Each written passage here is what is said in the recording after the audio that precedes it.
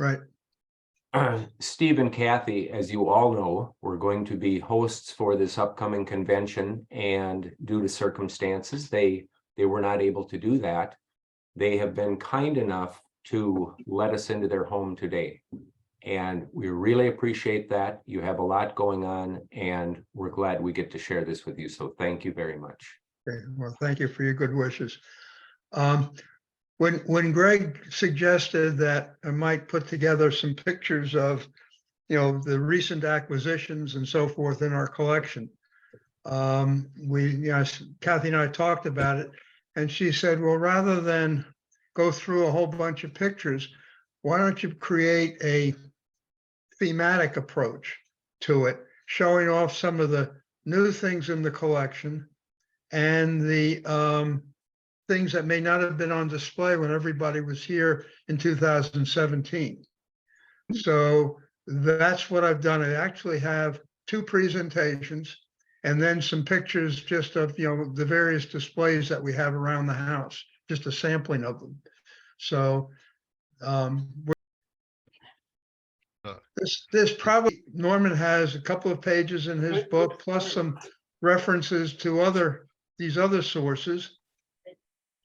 The winter of 1979 EQM Earthenware Weights by Jillian Dick. She's not a member. She was doing the research for a college thesis, wrote a fairly extensive paper, and it's in the EQM about earthenware weights.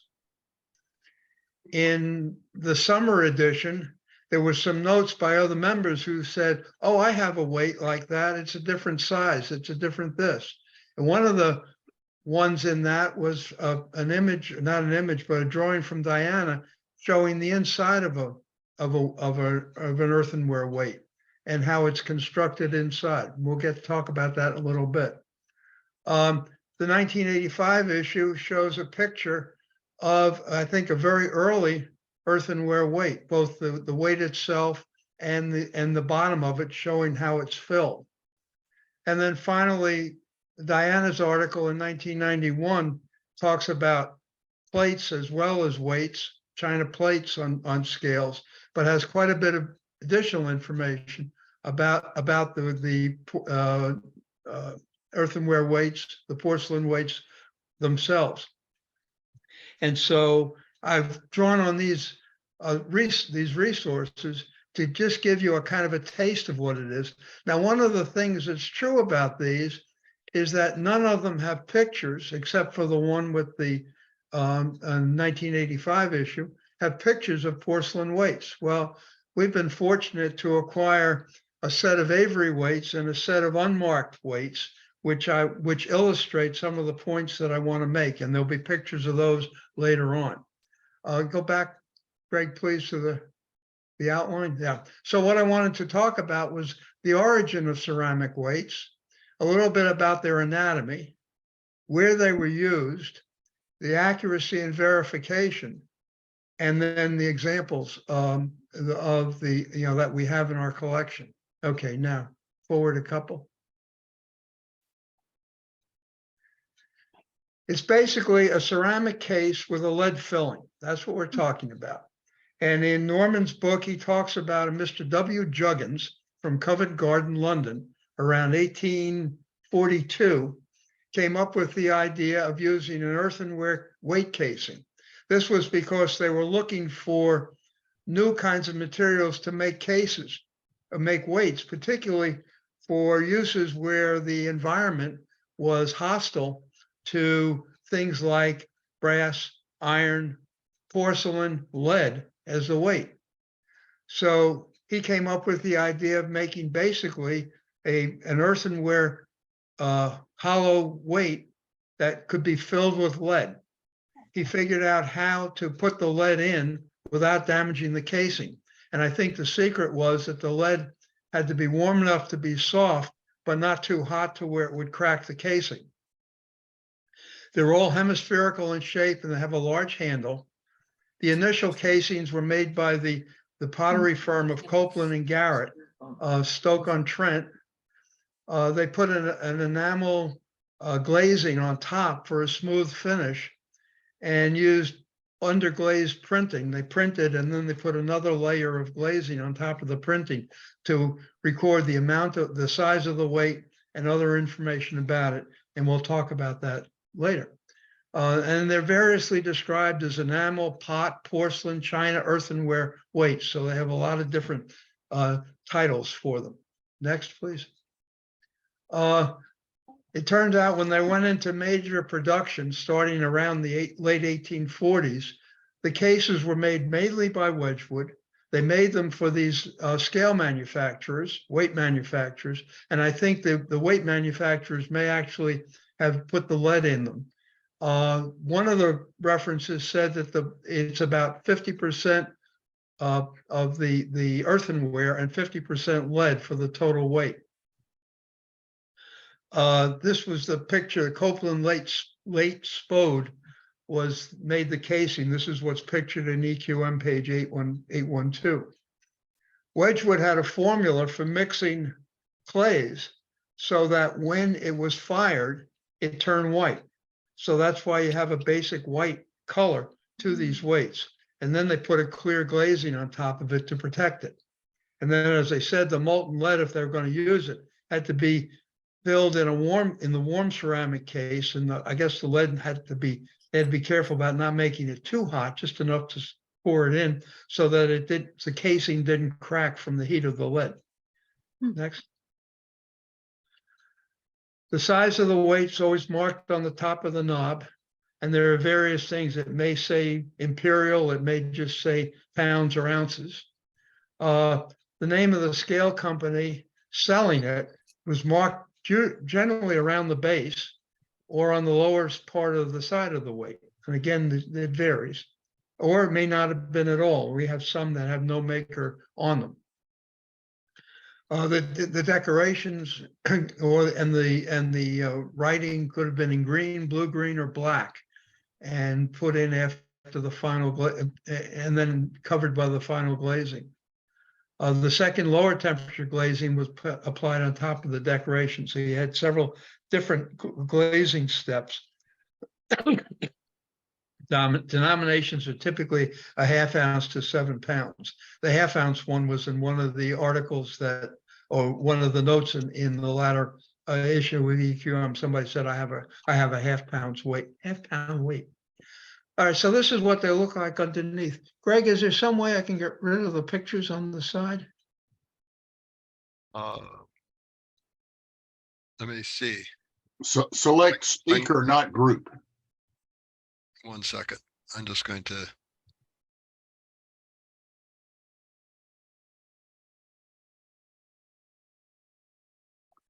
that what you want? Or I lost your audio, Steve. No, we've still got the audience watching. Steve, your audio is muted.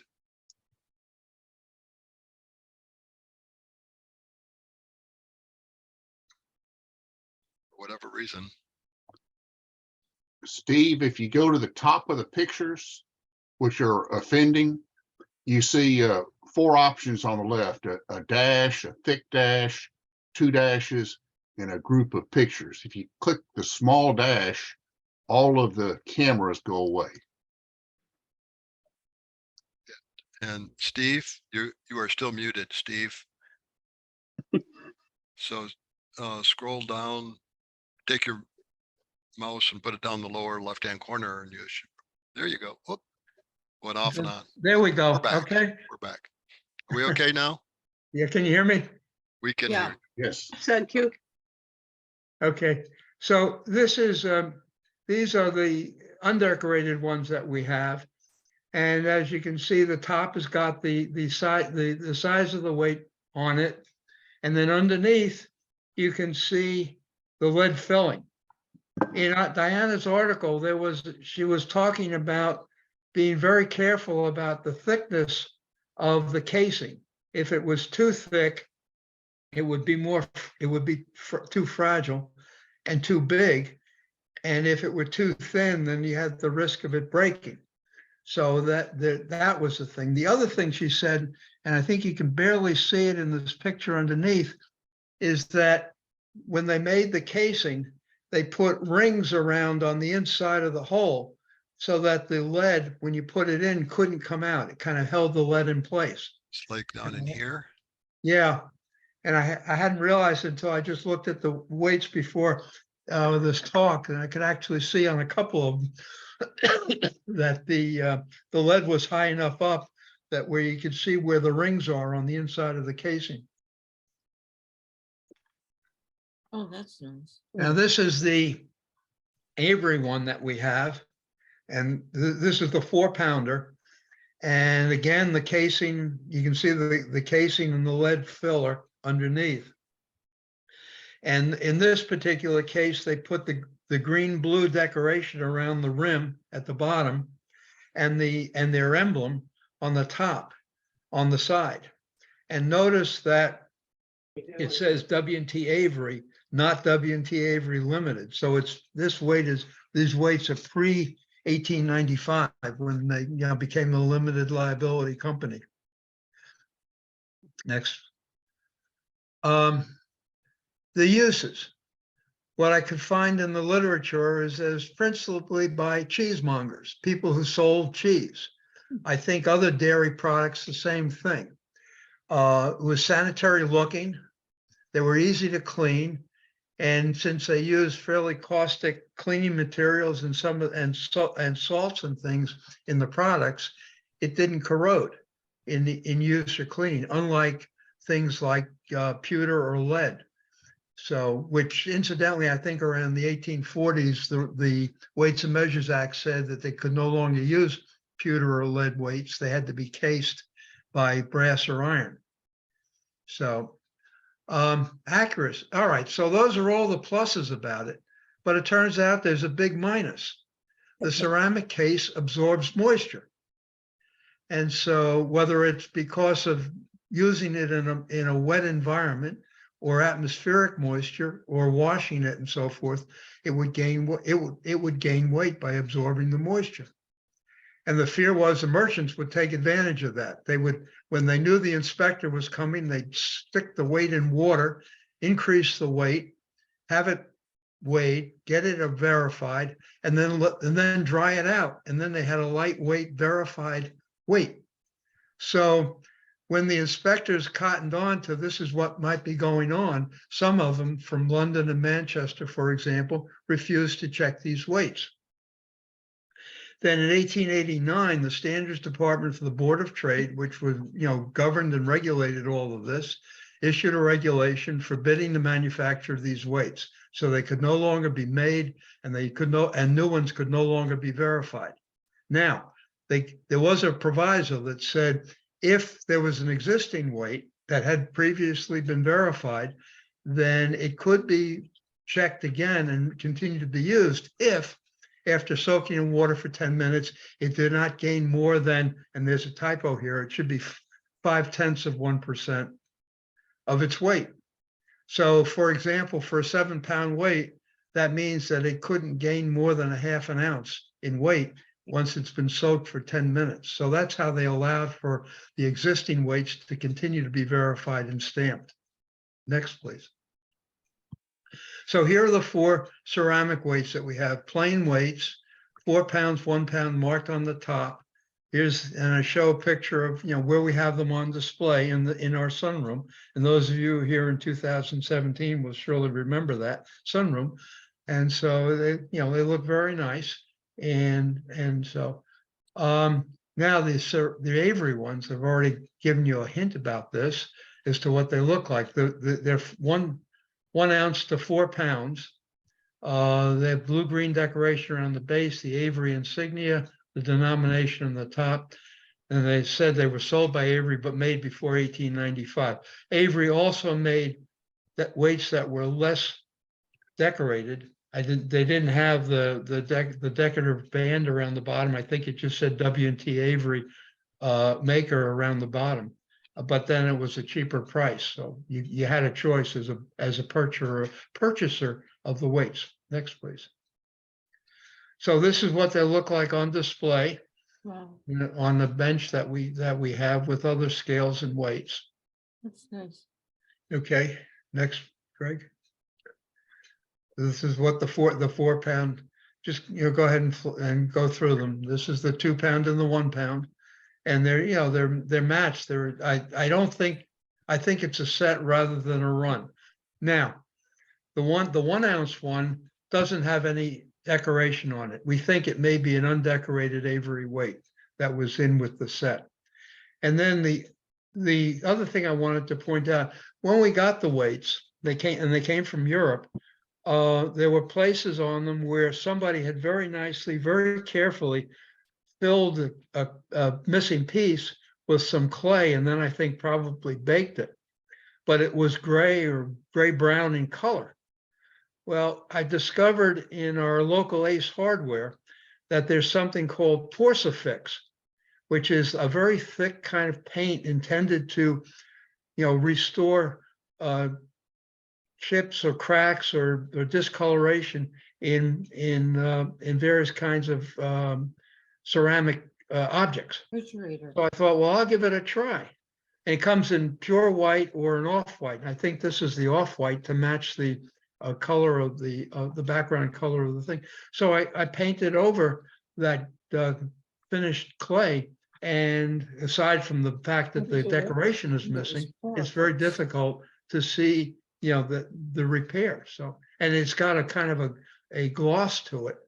So the gloss is maintained as well as the color.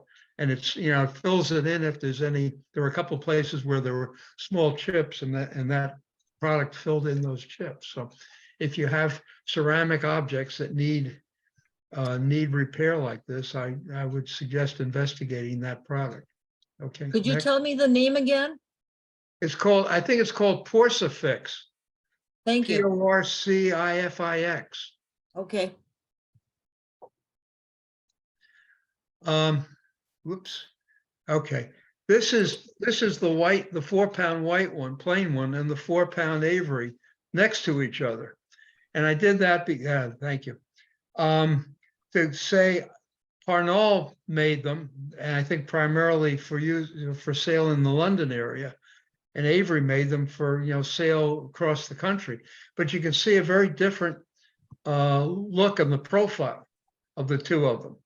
And Norman Biggs had in his book, Antique Weights, had a picture of a brass weight made by Parnell, which has, to me, from the pictures, looks exactly the same as the one here on the left. That's why I'm thinking that maybe this was made by Parnell. Okay. And then finally, we have a tray of European ceramic metric weights. And again, the leads on the, filling on the bottom, filling on in the inside, and the metric weight on the top knob. There's no sign of a manufacturer or anything on it. So that's the ceramic weight story. Are there any questions or comments? Yes, I have a comment. Can you hear me? Yes. Yes. Juggins himself, who had the idea for these weights, had 2 designs made for himself, and I own examples of each of them. And in the future, to follow up on your excellent explanations, I will prepare an article of some of the other variations that we get. One thing that I would love to point out is that your very nice Avery weights were made in a matching set with the flat plates that went on scales. So you could buy a flat plate with the same decorative border to match your weights. So it made a good set that looked good on your counter in your shop. Right. Thank you. You never know what you're going to learn. There we go. Steve, are you ready? Here's our next presenter. His name is Steve. Okay. The other thing that we've acquired in the collection over the years are tools of the trade for weight and measures inspection. And I have to say that a lot of these came from John Cheeseman, who was when he was working, a weights and measures inspector. And so he provided some very nice examples and also helped me to understand a little bit more about the weights and measures inspection process and how some of these tools were used. The basic reason for the weights and measures and the rules and regulations and standards and everything in Britain are spelled out in various weights and measures acts. And if there's I've looked unsuccessfully to see if there's anything online which has the text of some of these acts. I know, in the United States, the congressional record is online, and you can get, discussion and content and everything of laws as they're being discussed and then passed. And I don't know if there's a similar thing for Parliament. But if anybody knows, I'd appreciate, help finding these articles.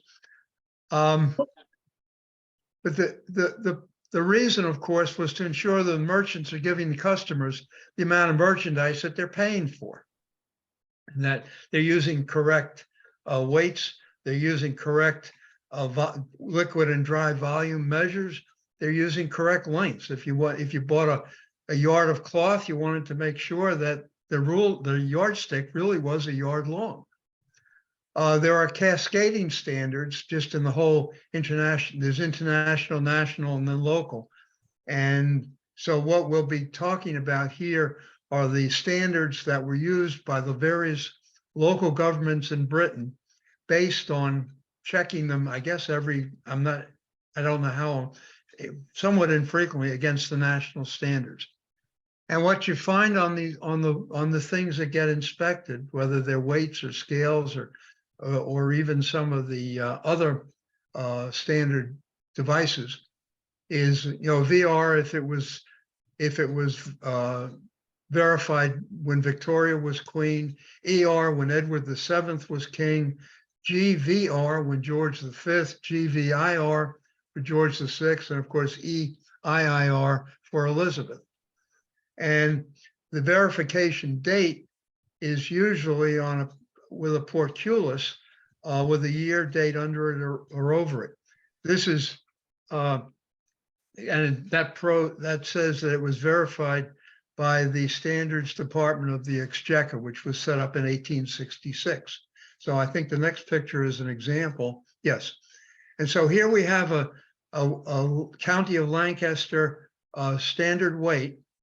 And you can see the royal ciphers, the VR, the ER, the GR, that was actually George V.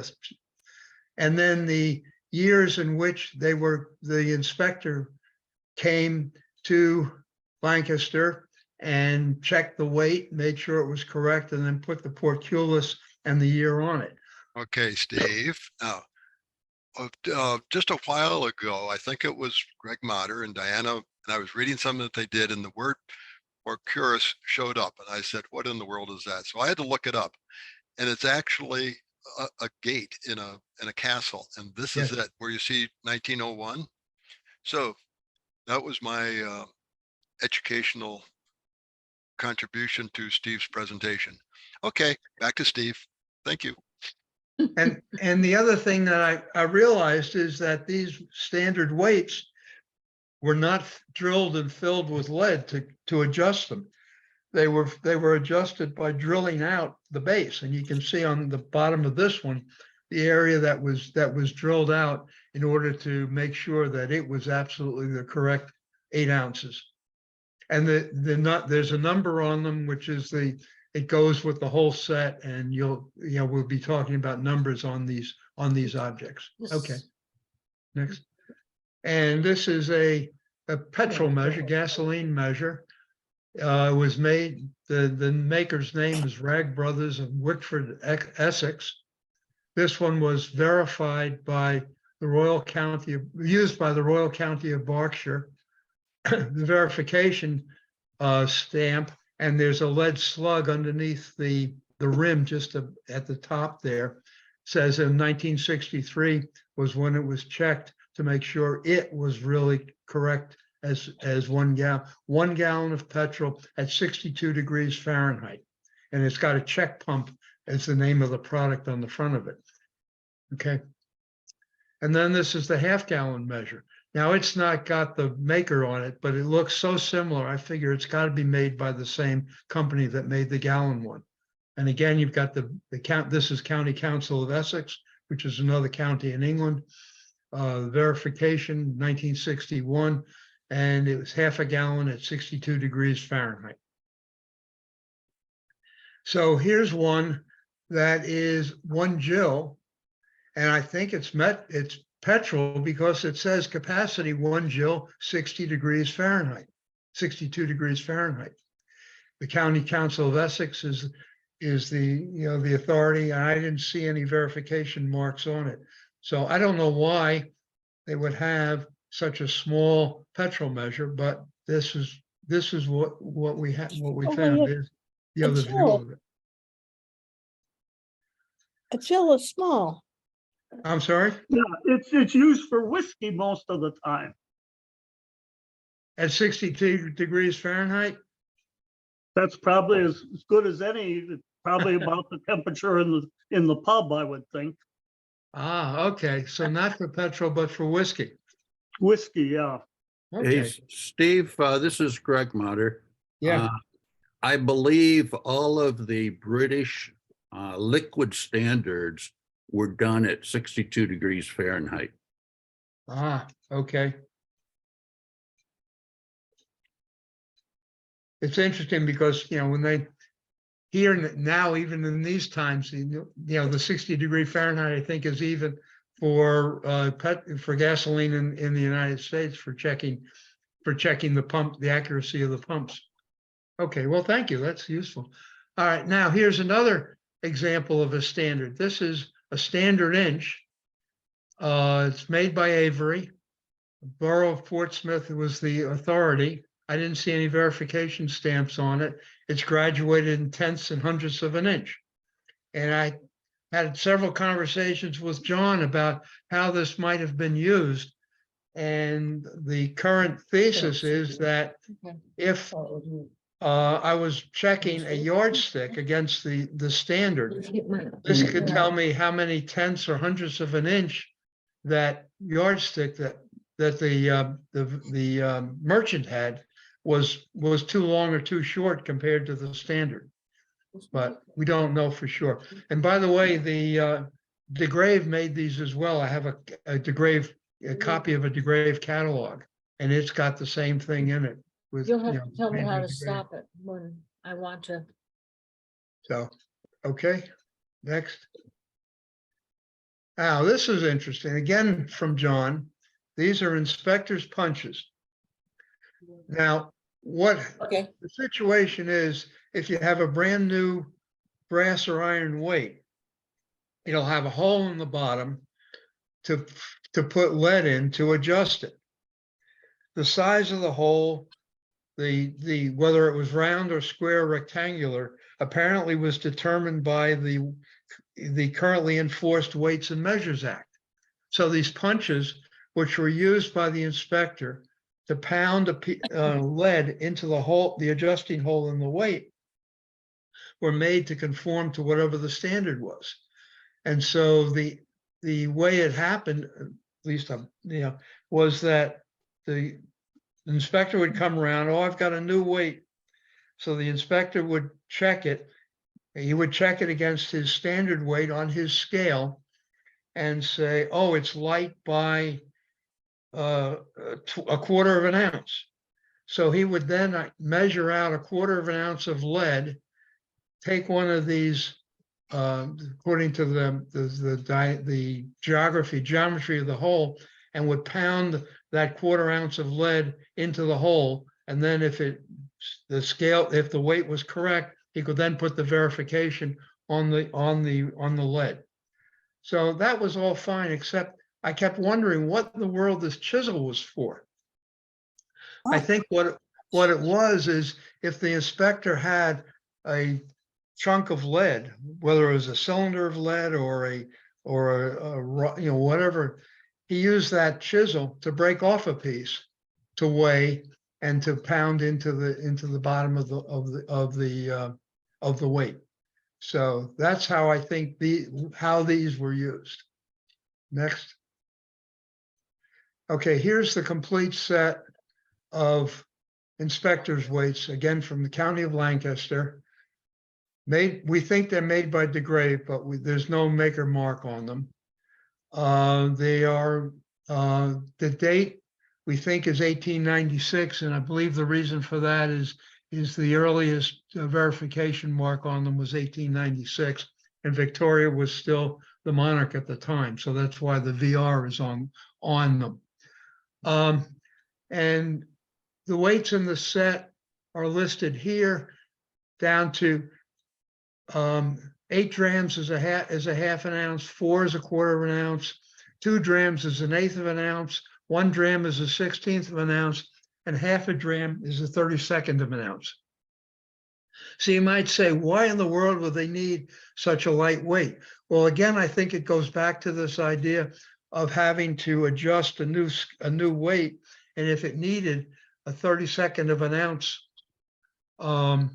lead, and this could be determined because you compare the new weight with the inspector's standard, and if the difference is half a dram, then they know they have to put a half a dram of weight of lead in the new weight. And so that's I think how this all worked together. And the other thing that's interesting is that the large one had to be weighed every time, just about every time. And the 4 ounce one likewise every time as it is being used. But then the 2 ounce, 1 ounce, and the lighter ones didn't have to be verified until later times. So I think what happens is that the Weights and Measures Act changed what was required to be verified in terms of weight. So the 8 ounce had to be verified throughout its life, as is the 4 ounce. The 2 ounce didn't have to be verified for the first time until 1912, and then so forth down, and the half dram didn't have to be verified until 1924. So it seems like you get a lot of information. Now, this is another standard that we have. This is bronze, County of Southampton.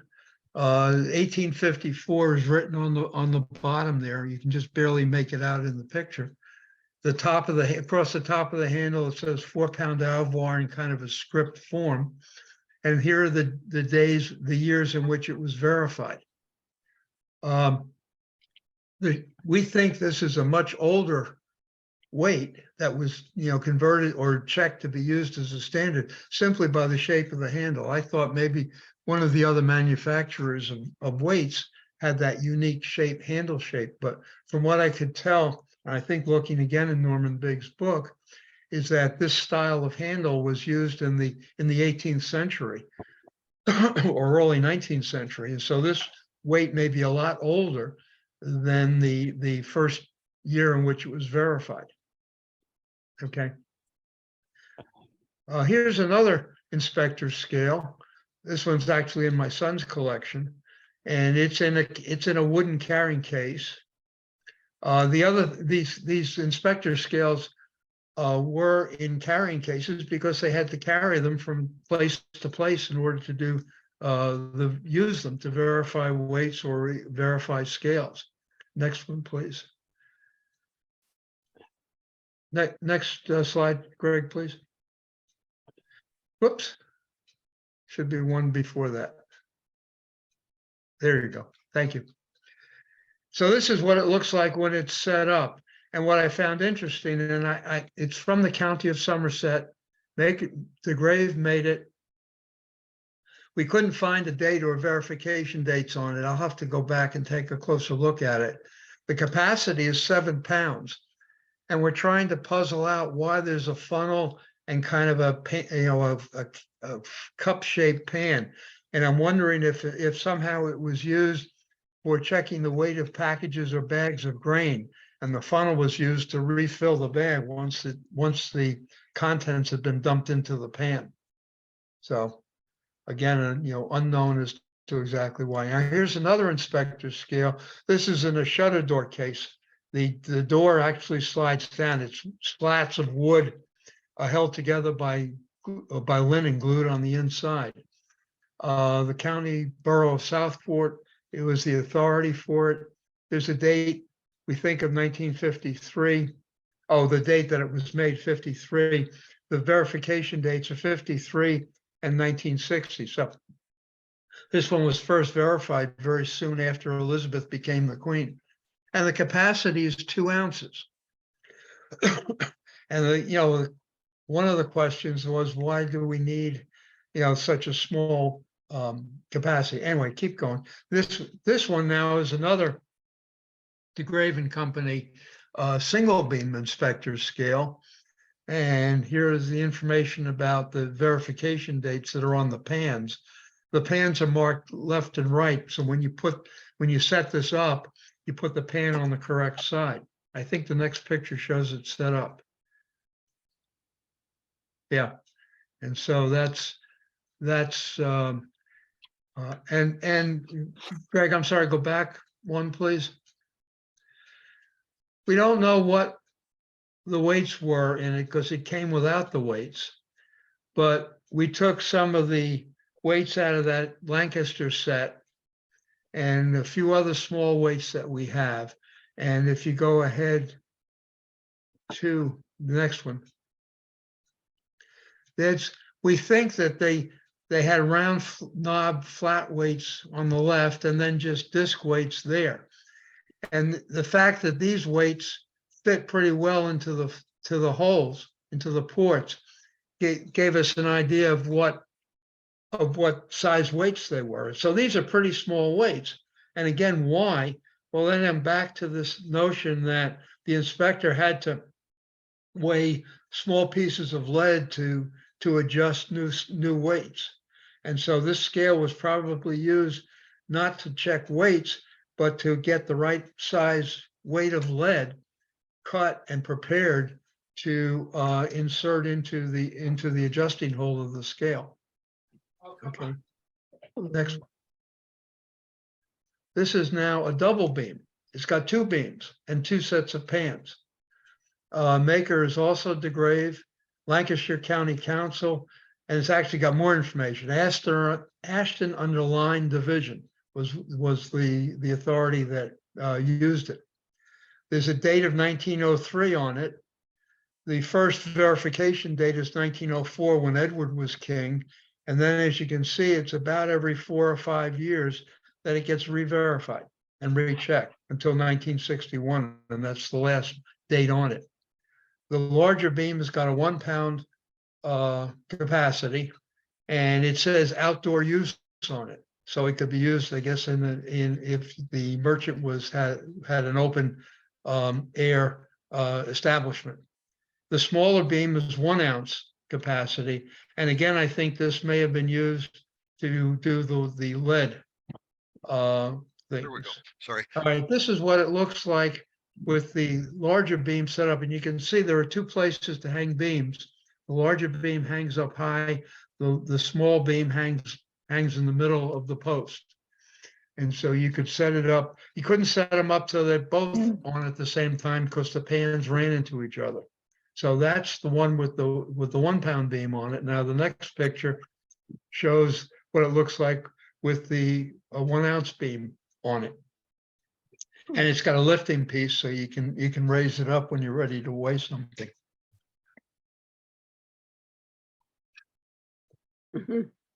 So those are our selection of tools of the trade for weight and measures inspection. Are there any questions?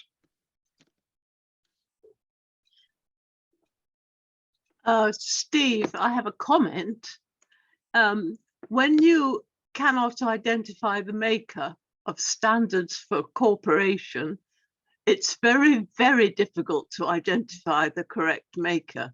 I have been making a list of the makers who made standards for corporations, and I have over 50 makers. Okay.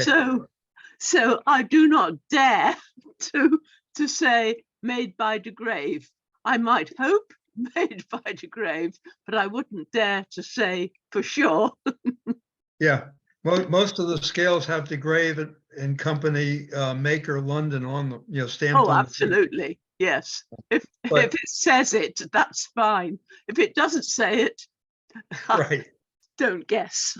No, okay. Thank you. I keep hoping, one of the things I guess I have this mental thing that the Grave made very fine precision equipment. And something like the weight set might be, you know, something they would very much be able to make and would make, but it may be that there would have been their name on somewhere on the case or something rather than, you know, nothing. So, okay. I agree with you. I think the Grave always like to have their name on their materials. The other company that is a very obvious candidate, Van Dome, Right. who also made equally fine balances. But as I say, when there are 50 competitors, we have to be careful. Right. Yeah, you do. Okay. So we're now ready for our third presenter, and his name Wait, is, Greg, yes, I see Nick Williams has a hand raised. Does he have a question? Yes, I do. Steve, Ertling also made inspector's balances. Have you got any by Ertling, or have you ever seen any? I've not seen any. Ah, okay, I just wanted to check. Thank you. No, thank you. That's a good, that's another maker of precision instruments, isn't it? Oh, yes. Well, Thank in you. in the early days, Bate made a lot of the weights. And then when you started to get into Scotland and the Wales, you had other makers locally that made them. Some of the measures, at least. I don't know about the weights. Yeah. I think that was Kurt speaking, right? Yes. Yeah. Okay. Yeah, Steve, this is Greg Motter. Just a piece of trivia for the group. You were talking about linear measures, and surveyors use a tool called a surveyor's chain that looks like a bunch of rods linked together. They're 66 feet long for a full chain. De Grave made the brass plaques to check surveyor's chains, and they are embedded in the marble on the fountain for Trafalgar Square. Back in the old days, the surveyors had to show up in London with their chains to have them re-verified, and they put a little brass tag on them with the date that they were verified on the steps of Trafalgar Square. Wow. And if somebody really, really would like a set of those brass plaques made by De Grave, there's a set for sale on eBay right now for $3,500. Oh, my. Wow. Bit pricey. Wow. Well, that takes care of our buy and sell for the day. Okay. Yeah. And now we're going to take a walk around Steve's house, I think. Yeah. Um, So we have, this is, as I said, just a sample of some of the ways we've displayed the scales. This is an old sample case, I think. It's glass top and a couple of drawers in it. And we found this is a nice way to display some of these very small scales, including our set of 4 of the postal scales. So, and then a bookcase, and this in the bottom here, bottom right, is a box. It's got a Steelyard bread scale in it. This on the second shelf on the right-hand side, there's a box with some weight knobs sticking up. This is a set of weights that were used by the inspectors in the state of Wisconsin. Mhm. And so our daughter went to the University of Wisconsin-Madison. We went out there once, and, you know, we went to an antique shop and it had these weights. So I thought I couldn't resist having those. Yeah. This is our 4-tier ladder scale. And this one is, you can check both in ounces and in grams. And to go from one to the other, there are these knobs on the side of the beam to flip it. That get flipped to go, depending on whether you want the the gram weight or the ounce weight. And of course, there are the standard ounce, rectangular ounce weights, and then there's a place for 4 gram weights. There are 2 of them in the ports. The other 2 are missing. Nice. This is our geranium pot, right? And the scale behind it, the Chatillon, is used for counting nickels and pennies. And so we found that, and it still had the tray in it. So that was nice. So What's the one at the back behind the geraniums? that's Back here. that's French. I think it's a cloth scale. Oh, yeah. And I'm sorry, I'm drawing a blank on the maker. It's a well-known French maker. Very nice. So that's this is again on one of the benches.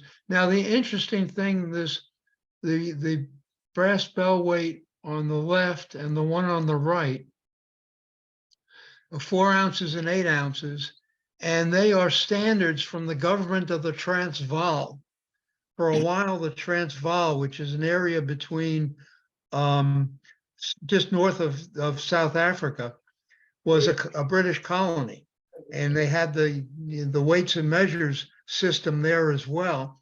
And these are 2 weights that were part of that inspection process in that colony. I think the dates on them are something like 1888. Very nice. Yeah. Single container milk scale, cream scale. We also have one has 6 vials in it. This is an Avery, and it's a double beam. It's got heavier weight on one side and then a lighter weight in the front. What's the one in the middle at the top? In the middle at the top, that's a clock scale. It's for holding a clock. You're talking about the big iron one. Yes. Yeah, that's a clock stand for holding small clocks or watches that a watch repair shop used in order, once they cleaned it and adjusted it and everything and wanted to let it run, then this was a place to hold it. So it's not a scale. No, it's not a scale. It's a clock. It's a clock scale. A clock. Oh, out the door, out the door. And then these are set stacks of crane weights that we have, and a very nicely painted Tromner. This one is one of my favorites because the beautiful coloring on it, and it's been preserved, so it really looks very nice. Yeah. And then when my daughter was little, and we had been doing a lot of traveling in Europe, and we bought little miniature dolls from the different countries. We built this doll case for her to display the dolls. Well, she's now grown and got family of her own, and so we boxed up the dolls and used this to display some of the, I'll call it the medium-sized scales. And this is an earlier picture. We have a number of other scales on it, and then this has a bookcase which we use as a video cabinet and as a scale display as well. So this is another way that we have these scales on display. Steve, you have an impressive collection of antique VHS tapes there. Yes. Many of them have now been replaced by DVDs. Yes. And then there's a craftsman that we bought a number of wood boards from, and we bought this from him and put hooks in it to hang remember Diana saying once, these are comma-shaped scales, all postal scales. And so this is a way of displaying larger ones and some of the very smaller ones. A couple of them are from Argentina and another one, I think, from Italy, as well as, from England. And then finally, here we go with another inspector scale. This is made by Gurley from Troy, New York. It's got the weights, it's got the scale, it's got the stand all folded up. And this one, I got this from Bill Doninger, and it was actually used in, I think, the city of San Francisco for a weights and measures inspection. So, but it's a complete set, weights and scale and everything. That's the end. Steve, you know, Yes. that you said you'd tried weights from another set in one of your inspector's balances, the small 2-ounce Right. set, and you'd taken tiny weights. I presume that having 2 sets of weights, one set was for metric and one was for ounces, for avoir. I mean, why else would you have 2 tiny sets? I was wondering if the larger ones were from 2 ounces down to The notch ones. ½ ounce, and then the others were for various amounts of drams. Oh, possibly. Yes. Yeah. So Okay. that's kind of what we, and again, I thought, well, if this a way, if they needed just, added just a little bit of lead to adjust this new weight, then That brings up something else. You said they hammered in a bit more lead. I was under the impression that if it needed more lead in a weight, they melted all the weight of lead out. They got the whole lot out and started again with a new batch of lead, and then stamped it to say that's the correct amount. Yeah. So they didn't hammer in a little bit because that could fall out. Right. It's better to remove the whole lot and Yeah. put in new melted lead that would grip onto the ribs that were inside the weight. I can't be sure about that, but I think if you ask an inspector, they would probably say that. Yeah, I think that's correct, that you brought, and what I was thinking of was a new weight that didn't have any lead in it need to be adjusted, and then you'd put the required amount of lead in the adjusting hole. But you're right, I don't think they would add, add lead. The other thing I think about those weights, about those holes, is that they were trapezoidal, and that they were wider at the top than they were at the opening. So the lead slug that was in it couldn't slip out or be, shaken out or dug out. Yeah, that makes sense, doesn't it? And you made the point in that one of the EQMs that for the ceramic weight, that they actually put ridges around the hole so that the lead would not fall out. Yes, I've seen a 14-pound porcelain weight with ribs where it had never been filled with lead. It was virgin. It was just the casing with the ribs to have a large amount of lead, of course, put in it. Yeah. 14-pound weight. Yeah. Steve, This is Greg Mutter again. Your last inspector scale that you showed, at one point in time, it was the standard scale for the FDA, and they took it into food processing plants to make sure that if you were getting 2 pounds of chicken in the package, you really got 2 pounds of chicken. And they were, like you showed, in wooden cases with leather handles, and every FDA inspector across the country had one. I recently got one from a FDA inspector from Massachusetts. Okay. Speaking of that, and Gurley and the FDA, I've noticed on some other Gurley measures that I have that it's got BPA stamped on the outside. Do you know what anybody know what that might stand for? No. Okay. Oh, No clue. Okay, Big ass pound. Something to learn. right. Steve, do Yes. they ever drill holes to reduce the weight, to remove some of the lead? I'm sorry? Have you any weights that have holes drilled in them to reduce the weight of the, how many grams the weight is? Uh, Some of the bronze weights have those.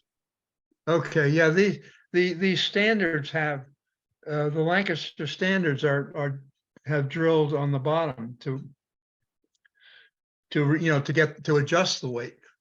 But the brass is drilled and then the correct amount of lead is added. I've never seen a weight where the lead was drilled. If the lead needed altering, it was removed and a Removed. new amount was put in. It was not drilled. The brass could be drilled, and there was a limit until, when was it? 1860 something, was it? You could have 3 holes drilled under the weight, and after that you could only have 1 hole drilled under the weight to put in the extra lead. I can't remember the exact date. Yeah. Mm. No, I think they would, you're right, they would take the old lead out and start again. Because if you didn't want to do anything that might allow the merchant to fiddle it Absolutely. in the same way, so. Yes, if he was going to fiddle it, he'd put a bit of bacon underneath. Or yeah, something like that. Well, thank you, Steve. When you buy from auctions things that are in lots, sometimes you get some really strange things. And so with that in mind, we said, well, let's see what kind of strange things that some people might have. I said, well, I will kick that off. And so here is, there you go. You should be able to see my odd lots header screen there, right? Yes. Mhm. So here I go. I'm again flying a little blind here. And so this came, and it is made out of brass, and it came with a page out of a book about British kitchen stuff. And the book is 1927, but in this page, it says this thing is dated in the late 18th century. It's a nutcracker. And nutcrackers were really unusual, and so there was people actually writing about them and so on. For Never seen hazel- anything else about it. So that's my antique, really strange nutcracker. It's for hazelnuts. They're very small, round weights. Yeah, Nuts. yep. Yeah. And then another thing that I got is this thing automatically changes numbers every time you stamp. So you started at a number, and it's like for tickets or something. And then something else I got was a standard bell. And so I got that, and I hit the top of it. I was expecting some nice person to come and wait on me, but nobody showed up. And then And she refused. there's this one here, and this is one that I ended up buying because of the 3 boxed weights up here, and I got that. But it came with 2 other things called scales. This is a scale here. It's a slide rule. And this is a scale here, and that's what we're going to take a look at, is that one. But here's the slide rule. And just in prepping for this, somebody else Steve had to, because he was one doing it, says, oh, I said, what is this first name of this guy on the slide rule? Because it's a gift to him for Christmas. And we finally figured out it might be Miles. And I put in Miles S. Sherrill. And on the backside of this, it says MIT, and it has his room number. So I put in MIT. This guy he went to MIT, and he actually ended up getting his doctorate in Germany. And that is what this is down here, Breslin or something like that, is the university. And he was given this as the slide rule. It's a German slide rule, as a gift in 1902. But there's quite a bit of write-up about him. I'd never looked it up. I'd never looked it up. Yeah, so quite an interesting person. But this was why I brought it up in the first place. And I said, well, I've got this thing. And it comes in this nice little box. And this thing is a thermometer Yeah. in French. So there's the whole thing. And we're going to take a close look at it real quickly. The lettering at the top, and it's all in ink. So some of it's really hard to read.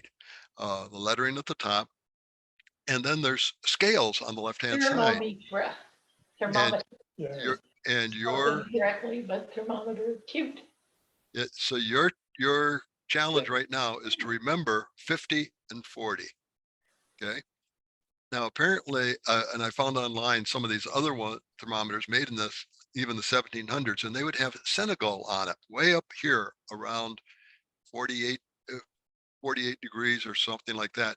And you translate that into Fahrenheit, and it's about 118 degrees. So they would put these things on these scales or on thermometers for whatever reason. And as we go down, there's the word for bath, and it equates to 90 degrees, and that's kind of nice. Those people who really know French may be able to tell me what this says. I have not been able to figure this out. It looks like L and then an ER, then another L, and you will deal with that separately. But the continuing on down, right around what would be 55 degrees Fahrenheit is the French word for temperate, which is a nice middle degree. And then down here at the bottom on this one, you see 0 and 0 line up. Yeah. Okay. Now you remember, here's my quiz. What were the other two numbers? 40 and 50. 40 and 50s, but at 0, Yeah. they line up. And it's the point where water freezes into ice. The word is glace, and that's 32 degrees. And we continue on down. And below that is right around -7 on the left side. There's some word, and you can just barely make out that there's a word there. Some of my research, though, some of these old scales, it was the temperature that it was outside when rivers froze in Paris was -7. And then it says Paris, 1840. But this other scale that's out there from a museum says Paris, 1740. So why not? So down here, that side that says 50 at the top and came on down, the word here is centigrade. Hmm. But there is no word on the right. And that's what intrigued me. And so here's what I found. It is called, and Klaus, are you still on? Well, how do you pronounce that? You may know that. Radial. Right, because it was used in Germany and Russia, and it was used in Germany and also parts of surrounding countries, just like maybe, I mean, we call it here like a county or something like that. It got a little into Austria and a little into some of these other countries, but only for a short period of time. And it turns out that is that scale where it was 0 and 0 at freezing. That's why the zeros matched up. But on this particular scale, 80 is the boiling point of water, and it's divided into 80ths. 100. And so it is to me, it was very unusual, but that's why I saw Klaus would probably know that, because in Germany that was that. So that was my really unusual odd item in an odd lot. And then I put this in here so and we capture this on the video and post that so that you'll be able to see, here's an excellent reference book, The Merchant's Handbook of Money, Weights and Measures in the British equivalents, at $18.99. The price of the book, by the way, is 5 Chilling. Shillings. shillings. Greg? Yes. Yes. Greg, it's Margaret Granville. Yeah. In Celsius or centigrade, water boils at 100 degrees Celsius. Right. Yeah. Yes. And this thermometer is saying 80. So just think, or have a think. Right. The It was Celsius. probably weighing on something different than water. Correct. Well, It was 2 scales. no, this thermometer wasn't designed to measure boiling water. This is a household scale of some kind. But yeah, the Rimmer units goes up to 80 degrees at the point of boiling water, and it's equal to 100 degrees Celsius. and it's equal to 212 degrees Fahrenheit. Wherever we got that from, I have no idea. But it isn't weighing water at 80 degrees boiling. It's weighing something else, or it's not, it's temperature wise. temperature wise. I mean, you got the 80 across from 100, right? This particular picture does not have 80 and 100 on it. This particular thermometer only goes up to 50 and 40. Oh, okay. It's 50 on the centigrade, and then right across from that is 40. Okay. So it's for anything from icy to hot days in a house or wherever you are. Yeah, it's mounted in this wooden case for whatever reason. But this particular book right here Wow. was printed, and it's available online. So if you just take that whole thing there and throw it into Google Books, you can get it. It's almost 700 pages long, and it's the 5th edition. They printed a new one every year or so, and it has all of those conversions that to be a merchant, you needed to know all of these things. And so it's got conversions not only of temperature, most of them are weights and lengths, and all of those other pieces of things that you ever wanted to convert is in this book, which is available on a Google search. And I've downloaded it, and it's like 800 kilobytes or something. But it has all of that stuff in it, including, and if you're looking for it, I found it fascinating. I don't think, it said he was only going to be on for a while, but Klaus, it has old coins, old weights of Saxony, and it has old weights of about 5 or 6 different areas of Germany, and that's how they defined them. So they were still being used, obviously, by the end of the 1800s. So, Greg, is there any date on this thermometer? Any way to date? The only date on the thermometer is that one down at the bottom that says Paris, says Paris 1840. So obviously it was made after that. But there's no other dates or labels I can find. That is so cool. Yeah. And it just came with that other stuff. Or warm, you can tell by looking at it, I guess. Yeah, yeah. It could have been made before that date and had those additions added in manuscript later on. Yeah, it could be. And I could not find why 1840 and Paris was that very, very low temperature. The one that I found from a museum that has all these same kind of words and other ones besides that up and down the scale, they did that same thing. It had 1740 in Paris. And in 1740 in Paris, it was a very cold winter. I could find that information. It was very cold, by the way, in London too. So extremely cold. But I don't know why 1840, that record is now lost, because certainly, newer highs and newer lows have replaced all that kind of information. So that's an example of what we called odd lots. And then that took us to Allan. And Allan contributed a couple of pictures of this item and he figured out what it was, and it's quite small. It's only a few inches tall. Looks like a bottle opener. It's like Yeah. a bottle opener. Yeah. And you're right. He was given this. And then our buddy Fred sent some stuff. Mm. So All right, Fred, my ahead, Fred. odd presentation revolves around one cardboard carton of items. And I will tell you at the end, the cardboard carton did contain a scale for which I was bidding. And this cardboard carton came from an auction house in Wisconsin. And it was at the very end of the auction. I think people were tired of bidding. I don't think they were very interested in this box. I was interested in one of the items. And I will tell you now that I paid $37 for this box full of items. And we'll go through one at a time. There were more items in this box than you are seeing now. Most of them were junk or mildewed or rotten, and I threw them away. But I'll show you the pieces that I still have. So this particular piece is a stainless steel egg bank with a coin slot, and Greg can show us the next picture. This is what's on the bottom. It's the Central Bank of Sonoma in California. No key came with this, so it's just a cute little egg to put on the shelf. Next item. Came with a wood plane made for planing or routing.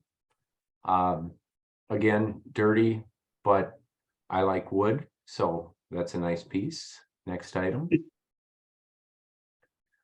This is an automobile volt tester.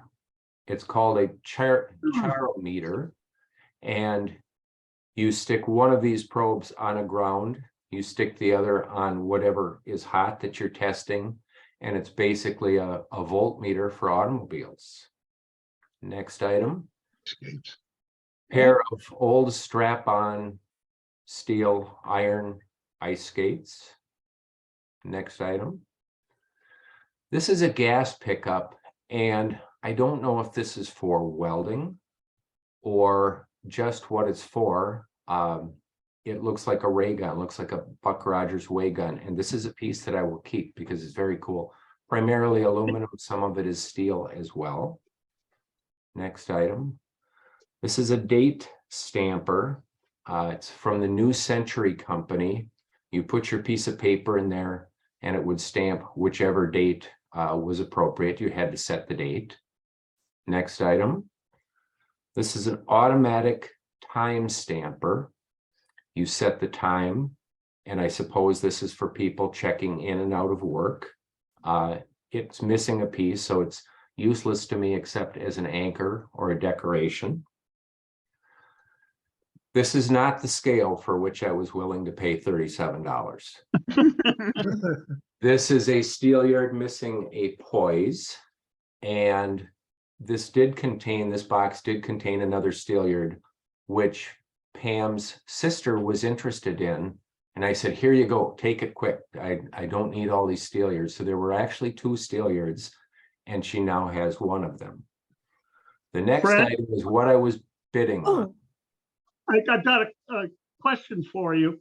Yes, on sir. the last one, that if you're willing to pay $37 for that, we've got a lot of them at the museum. We'll sell even for 36. Give you a good price on them. 100, 200, whatever you want. Kurt, I have physically moved those steelyards at the museum, and I would maybe give you $37 for the entire pile.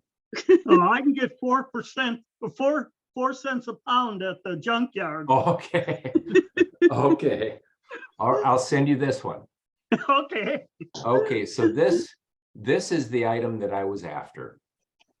I like these little national candy type scales. It's a 2-pound capacity, and it needs a lot of work. The pieces on here wobble when you move it. Missing a couple bolts in the bottom, needs some replating and needs some repainting.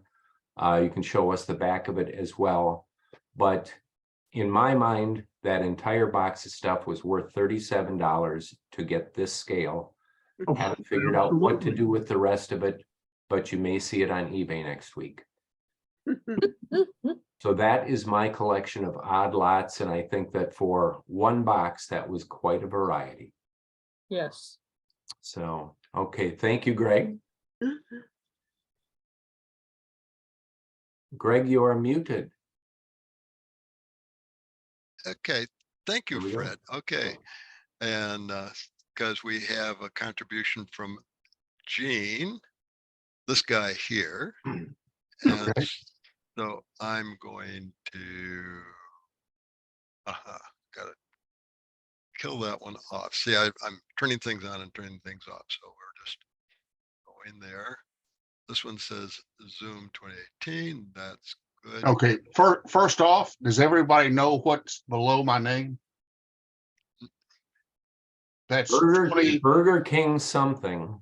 2023 in Greek lettering. Ah, Ah, So if you had scale weights, that's what a scale weight 2023 would say. Okay. Yeah, I went to the ANS, and this is not one I own. It's just an odd piece out of something I saw. The fella to the side of me, that's David Hendon. He's an author of several books on scale weights and coins.